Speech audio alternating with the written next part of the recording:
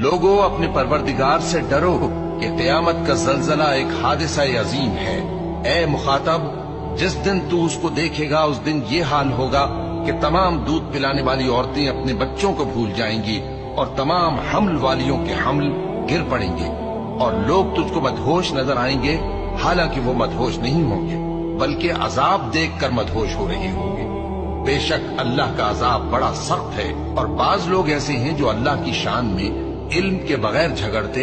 اور ہر شیطان سرکش کی پیروی کرتے ہیں، جس کے بارے میں لکھ دیا گیا ہے کہ جو اسے دوست رکھے گا